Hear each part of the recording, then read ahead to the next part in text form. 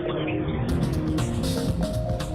So, I mean, the smart home as it stands today is really a kind of amalgamation of a bunch of different things, and today is actually pretty unique. It's still very early days. I would say there's been a promise of living your life with more ease, and automation, and having your home. Oh, sorry, I talk out loud. Having your home take care of you, as opposed to having to basically be the IT staff here at home. But this is really early days. I hope that as all of us kind of mature our products, build more great things, that you start to see more, instead of islands, you start to see nations of products. And today it's very early. There's a lot of great technology you can buy for your home and throughout your life, but a lot of it's not very approachable, and a lot of it's really either you're too techy or you just don't understand how it works. So we try to take the approach where we just make things really simple, make it really obvious, and design it well, so that again, like your iPhone experience that you have in your hand, it's an easy transition to your home. You're used to this great experience in the palm of your hand. Why shouldn't your home be the same way? What Mike's team's done is actually really smart. It's kind of there's a lot of fragmentation in smart homes today. Beyond anything I can actually express, it's a nightmare. The Wild West is like a mile away, but that's it. Like standards do take a lot of time, and in fact, there may actually never be standards because there are competing standards, and which one do you pick? And it's really hard as a device manufacturer to pick what you do.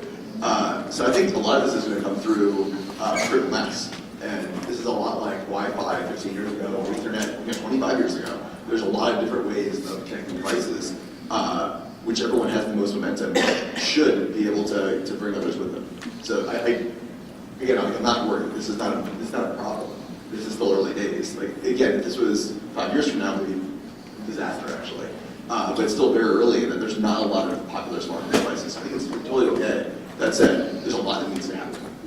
Today, we don't have a big problem. Like there's not a lot of smart home devices, so there isn't a need for a lot of except for things like you want to leave that house should turn off. It makes total sense.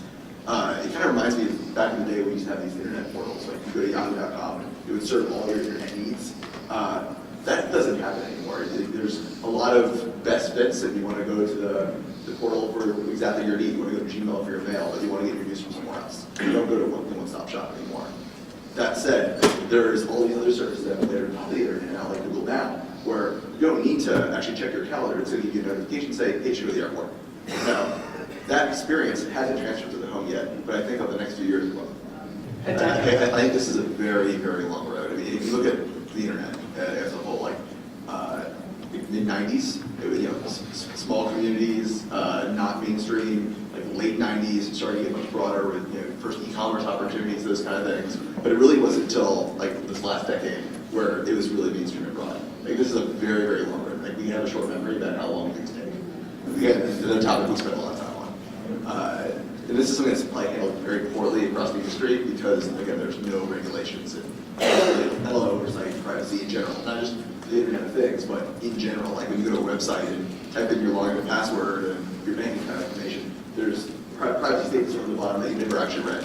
Right? Like, this is a general problem. This is not just related to smart home. That said, this is the consumer's problem. It's the most obvious answer. It's the right answer. If a consumer says, hey, I don't want you to collect my data and delete my stuff, you gotta do it. That's the right thing to do. That said, there's a lot of other large organizations that find value in that data and want to get at it for advertising reasons or to sell you stuff or to cross-index and upsell. And it's up to guys like us to make sure that that doesn't happen and we keep the consumer's trust. I get probably 4 or 5 emails a day from consumers about privacy and making sure that we're doing the right thing. It's on people's minds.